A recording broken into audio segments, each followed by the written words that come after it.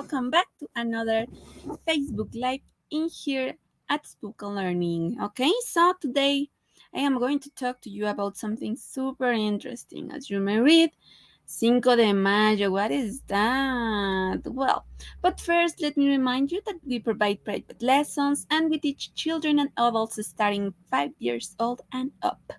Remember that it doesn't matter if you're beginner or advanced because we are up to you, yes, of course, and your necessities. So, probably if you are learning Spanish already at school or in another part and you want to practice with us, you want to have a conversational class or a specialized class, of course, we can attend you.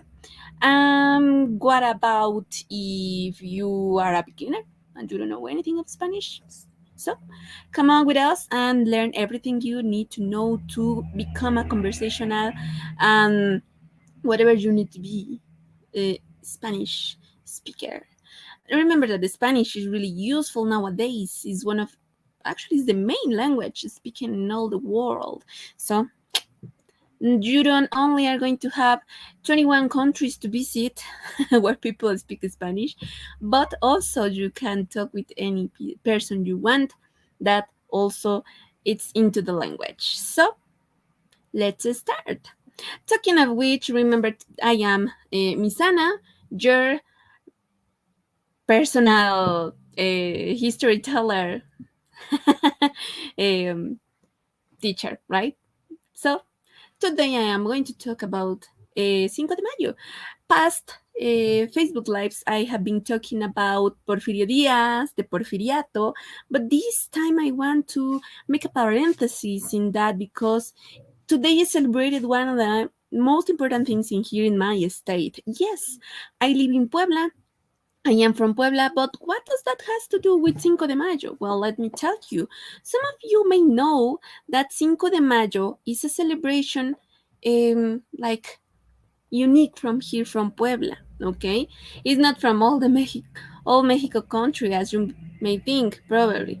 It's just from here from Puebla because Cinco de Mayo, as you may see in one of our posts of Facebook and Instagram we have been doing during the day, well, Cinco de Mayo, we celebrate the battle against the French. I told you this of course, in a Facebook Live previews, but let me tell you if you haven't watched that one. So, uh, when we got our independence, when Mexico got its independence, um, there were many trials or attempts to reconquest. And yes, of course, some of them were, two of them, the most important ones were from the Spaniards. Yeah. But there was this other one that was from France. Yes, France. So, uh, Puebla, it's really important place. As you have heard from one of our other teachers, Ricardo, he has been making a lot of Facebook Lives about Puebla. So, Puebla is a really important place in here in Mexico because it is the city that let you enter to Mexico City. Okay, so in that time, the French wanted to take the city of Mexico, of course, to take the country. But if anyone wanted to enter to Mexico City, needed to pass through Puebla. Okay, that's why Puebla and as well as Veracruz are some of the most important states in here and in all the history of Mexico. Let me show you. So, let's make this bigger so you can see all the context. Ta-da! Yes, of course, the travelers, both Spain and France, every time they wanted to come, they needed to pass through all this North Atlantic Ocean and come here. Probably, I don't know really if from here or to there, but they needed to go here, this point. They needed to reach this specific point. And this point, of course, we're talking about close up. We're talking about Veracruz. This is one of the most important ports in here in Mexico. It's really big, it's really beautiful, it's really old, of course. Um, and people that wanted to enter to Mexico City, the capital, of course, this is the capital, Mexico, needed to pass through Puebla. Puebla is our state. Yeah, of course, this is the city where they needed to pass through, go through, and arrive to Mexico. Mexico City, Mexico capital. Okay, so this is the main context of everything. Okay, so in those times, the French wanted to enter and to conquer Mexico, so they needed to pass through Puebla, as I already repeat a lot of times. And in order for achieving that, um, of course, we were going to protect ourselves, right? So this person called, let me show you, defeated Puebla. So the army of Mexico was prepared thanks to this man. Here it is. Oh, sorry, let me share this screen. Dun, dun, dun. This guy, Ignacio Zaragoza. So, Ignacio Zaragoza fue un militar mexicano reconocido como el héroe de la batalla de Puebla, que tuvo lugar el 5 de mayo de 1862, cuando el ejército mexicano derrotó al ejército francés de élite al mando de Charles Ferdinand Leclerc, considerado en su momento el mejor del mundo. So, what I am saying is that the army that was going to protect Mexico City, Mexico country, was leader for this military, Ignacio Zaragoza, and the battle that we celebrate 5 de Mayo, yes, is led by him. So, French versus Mexicans. Boom. And of course, who won? Ooh, that's why we celebrate, right? And this battle took place in Los Fuertes de Loreto. Los Fuertes de Loreto. This is the place. So nowadays, it's of course a museum that you can visit if you came to Puebla. Here you can see the canyons, all the place.